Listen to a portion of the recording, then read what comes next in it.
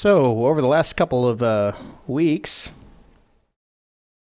um, No Man's Sky not only was released, it has been, I think, patched once, um, launching simultaneously for PS4 and PC.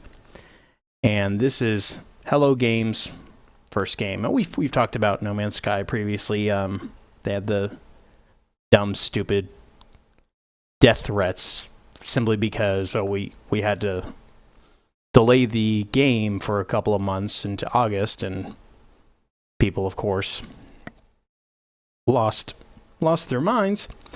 And yeah, but fortunately, the game was released, wasn't delayed at all. And but some people who have either reviewed the game or just commented on the game, um, they just say things like, well, it doesn't seem to deliver on a lot of the promises that we were given. And if you go back a couple of years and look at the trailers and the different planets you would be on, they do seem to not really represent what's in the final game. I think one of the first trailers that I saw where it had like these dinosaur-like creatures like brontosaurus or brachiosaurus walking around. You had little things scurrying around, all this flora like tall trees, and it was a very vibrant and complicated looking world. And you can't actually find a planet like that that has all that stuff going for it at once. So the game is procedurally generated. 18 quintillion planets to find and explore. But it seems like all the ones that are going through and or people that are exploring these planets, they just kind of, even though they have different things going for them, they kind of seem to use the same assets. And you're going to basically jump to another planet. It's going to be fairly similar to the planet you were already on, with identical stuff to do. So a lot of people are complaining about how No Man's Sky is not living up to the promises for it that they had for it. Some people are saying the game is boring. I mean, that's neither here nor there. But all these different people complaining about it. What I want to know is how much of this, and other examples like this, but how much of this is on the gamers and how much of it is on the developers. And I wanted to get your take first on just how warranted is this outcry about the game. I feel like they have decent ground to stand on when it comes to complaining about how the game looks and the way that the planets and creatures look, because the trailer they released back in 2014, it definitely looked much better. The planets seemed to be it seemed more alive. Creatures seemed to look natural, even though they were more alien looking. It just seemed like something like that could exist out there, along with all the plants and everything. And then when the game was released,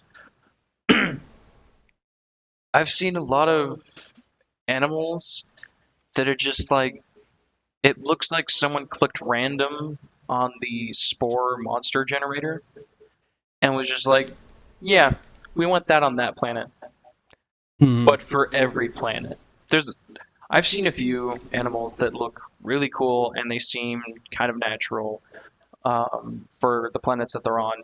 And I guess if you want to, people who are complaining about that, people can also counter with that, like, it's alien worlds. These worlds don't exist. These creatures could exist if possible. And it's like, yeah, that doesn't mean that they should. And for a game that's trying to like show how amazing and how beautiful it looks and like what the universe could look like if we could explore all that, like all these planets with all this like amazing animals and um, plants and just natural structures and planets could look, to have like a tiny-headed giant animal with like hooves or like mammoth arms, like walking around like this and standing on two legs. I feel like that's kind of silly. Again, you can argue that it could exist somewhere. So I feel like people could go either way when they argue about that. Um, for the gameplay wise, uh, I feel like a lot of people were going into it with a lot more higher expectations than they got when the game came out. Um, and I completely understand what that's like. Just like hearing a game about this, not knowing a whole lot about it, but just like, oh my gosh, this looks amazing. You just kind of hype it up by yourself, and then like little updates come out as the years go on and the game gets closer to release, and you just have like all these mental images of like what these updates could mean and like what they could be. And I feel like a lot of people were just thinking like that. And from what I've seen of the game, it's it looks boring. It really, I think it looks boring. Um, you have it for anyone. I don't know how many people are going to know what I'm talking about. It looks like a 3D version, a better aesthetic looking wise version of Starbound, which is I don't it does I don't think it has as many planets, but it's pretty much Terraria if you could go into a spaceship and then travel to different galaxies, looking at different planets, finding different creatures, and like you can mine for things, mine for minerals, get plants and stuff, and you can also like build houses and bases and get a whole bunch of cool stuff. Um, this is kind of this is kind of like Starbound, but the 3D version. Except when you're digging for minerals, when you destroy it, it breaks it down. It looks like the actual like atoms or like the particles of that what that mineral would look like, and it's like this is this, and there's from what I've seen, there's not very many things you can craft. But for things that you can craft, you need a lot of them and you need a lot of these resources. So it's really just a go out and explore these planets for more minerals so you can upgrade your ship, upgrade your digger, and that's it Mm-hmm. from what the game looks like. Yeah. Um, and apparently, like the the enemies on the planet are not very threatening. They're very easy to take down. From what I've seen, the only enemies that you really encounter are hostile animals, which I don't think happen very often, and then sentry bots, Then which also, all look the same. and then pirates in Yeah, space, which apparently they're the only ones that, like, if you run into fairly early on in the game, um, just go down, just basically take refuge on a planet because they won't follow you. They won't follow you down, down there. But I mean, there are some other claims that he made, like he's been saying, like, if people run into each other on the same planet, which actually happened within the first few days of this being released, they couldn't see each other when Sean Murray, the head of Hello Games, said, "Oh yeah, that'll if it happens, in the unlikely event that it happens, they'll definitely be able to see each other interact." And that wasn't the case. Whether or not that's something that's on purpose or not is that remains to be seen. But aside from that, there have been other things that other features that apparently have been left out, and a lot of people are saying this is kind of like Peter Molyneux all over again. And Peter Molyneux's the basically the head designer for games like Fable, which had a lot of promises about those games that just features were just left out of entirely. And Peter Molyneux tends to, when he's talking about a game, he goes on and over promises and under delivers. And I kind of feel like this may have been the case with No Man's Sky. And I guess the problem that we're running into is all these people have issues with the game. Hello Games isn't talking about these issues. See, even when Ubisoft launches a completely broken Assassin's Creed Unity, they at least address the issue.